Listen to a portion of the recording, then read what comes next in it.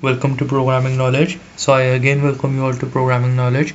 So hey guys, this is the link of our new repository. So as I told you, we are going to work in this repository because basically we are going to create projects in this repository. So you can check out the new link of the repository. So as soon as we make the project, I'll comment the changes on the repository. So let's get started. So like in the previous lecture, what we did. I will run my server python manage.py run server. So basically I'll move to localhost colon 8000. Yeah, good. So I was now what I'm trying to show that our project can has multiple apps. So this is the uh, root app of our project. So I'll clarify this. Like as soon as I move to calculator app, it says the calculator app is running. So like in the end of the last video, I was having error at this point. Like when I used to do localhost colon 8000, it used to throw me an error that it could not find the path. Okay, something like 404 error page.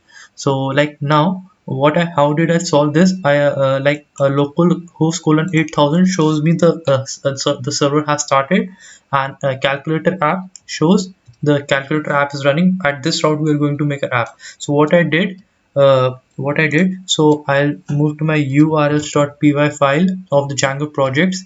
Good. So like in this you can see what I did.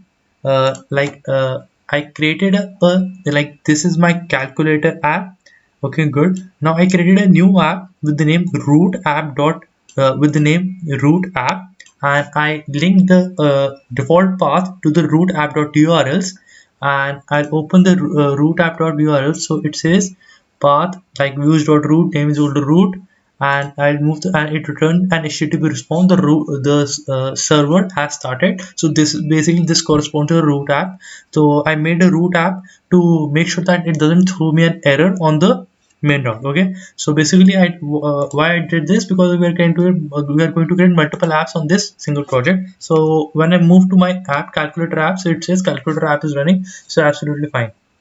Okay, now one thing we are going to do, so what we can do, I'll close to the right. Yeah, good. Okay, I'll close this as well and close this as well. Okay, now I'm inside my settings.py file. So I did os.part.join base directory and templates. Basically we are going to refer to the calculator app template. So I'll give a slash calculator app. Okay, so this is fine. Now calculator app is the folder which I'm going to define in templates. Okay, so yeah, here you can see what what I was talking about, that I created a root app and then a calculator app. So this is absolutely fine now. Okay, now I'll move inside my templates and create a new folder with the name calculator app. Yeah, good. And I'll create, okay, so I moved inside my calculator app templates. Now I'll move to that folder templates. What I'm going to do, I'll move to the templates folder. Okay,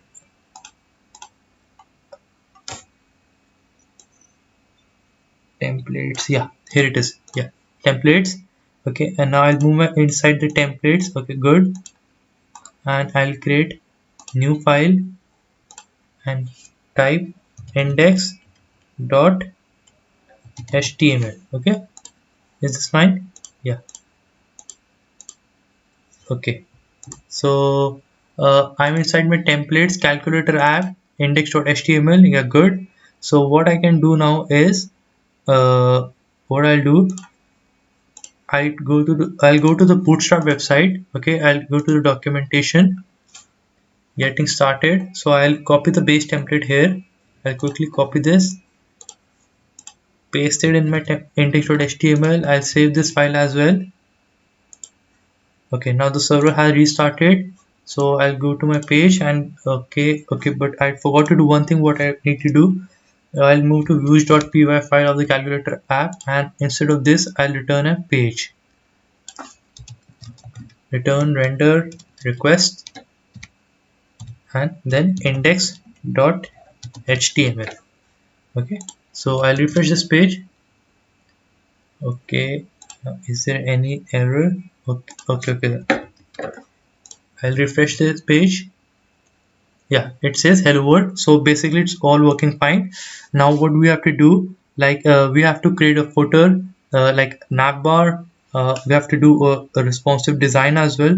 So we'll quickly now do the work. So what we can do, let's quickly search out for navbar. Okay, yeah, here's the navbar. Okay, I can copy this. I'll move to my index.html. I'll remove the heading. Okay, first I'll give a title as Django calculator later app. So this is going to be a single page application. So okay, so this is going to be a single page application. I can copy this, so we don't need a form. I'll cut this. Even I don't this. Okay, okay. So basically I don't need the nav down also, so I can cut this. Okay, this okay, first I'll type Django calculator app. Good. And basically when I don't need this also. Not even okay. Django calculator app. Okay, I can save this, then refresh my page to see what's happening. Yeah, now it's absolutely fine. Instead of this, I'll give an about.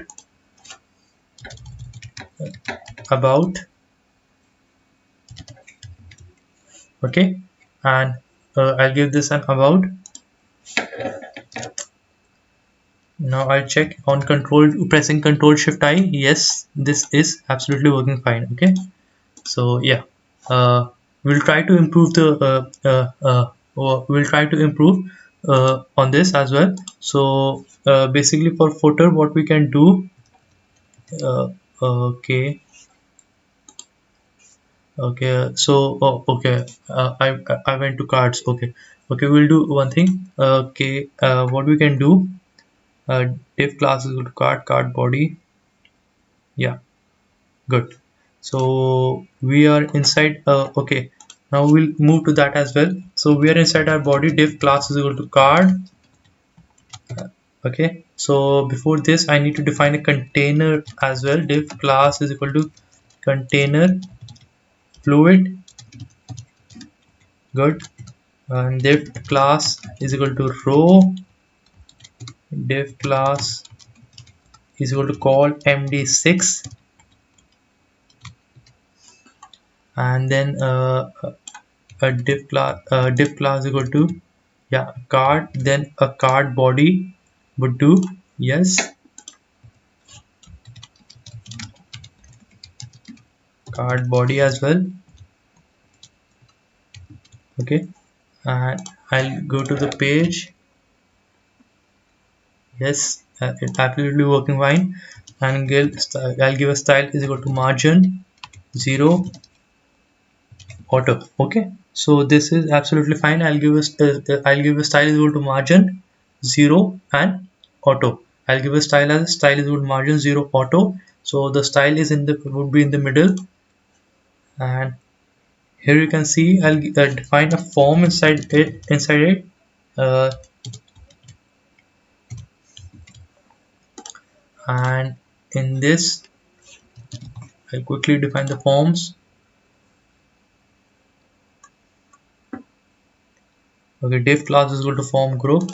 So basically we have to define a div class is equal to form group.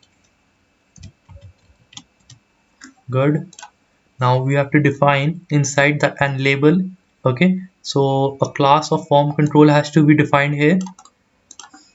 So input, basically I'm going to type input type is equal to search, because and class is equal to okay, sorry for this. class is equal to form control, name is equal to, I'll define this as query, id is equal to query as well. Okay, and I hope this is and I have to define a method here. Method is equal to get action is equal to, I'll define the action as well. Okay, so until the time you can keep a hash here. Okay, I have refreshed the page, and yeah, so even I have to define a margin top as well. So this is 1 rem, then auto, then bottom is 0. So this is the full hand notation. Top, this go then top left is bottom, then again right. Yeah, now this is fine. Okay, so and I have to define two input. So basically in this I'm going to define button group.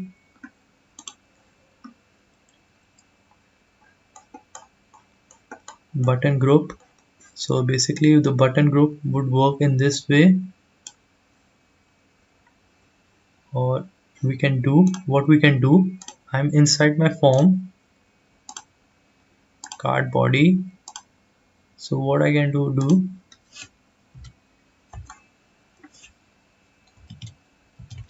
input type is equal to submit class is equal to form button primary. Okay, and I have to define as new input also, because if the user input type is equal to reset,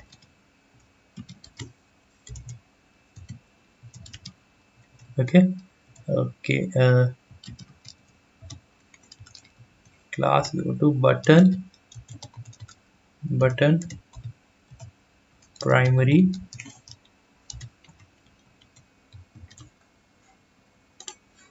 What we can do, refresh the page. Okay, yeah, this is absolutely working fine.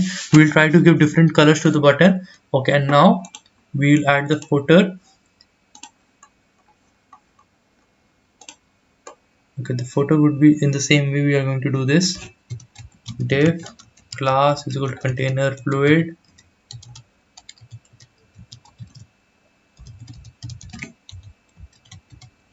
div class is equal to row, div class is equal to row, then I'll do div class is equal to call md12. Okay, and I'll give this as, I'll define this as, okay, let me do one thing. I'll define this as footer class is equal to fixed bottom, because I want this to be remain at the bottom of the screen. Okay, and I'll define as a p, okay, footer. Yes, okay, here you can see the footer is being displayed, but what I can do, background light, will this work? Okay, let me check one thing. Nav is equal to background light. Yes, Navbar light. I'm trying to give the same color to the footer as Navbar.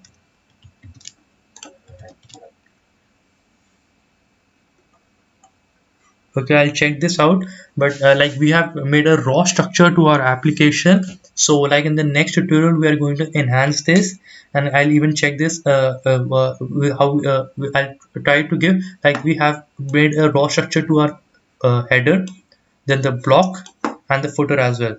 So like in this in the next we are going to give some different color to this button, and we'll give a background color as well. So I'll catch up in the next lecture. Thank you guys, thank you so much.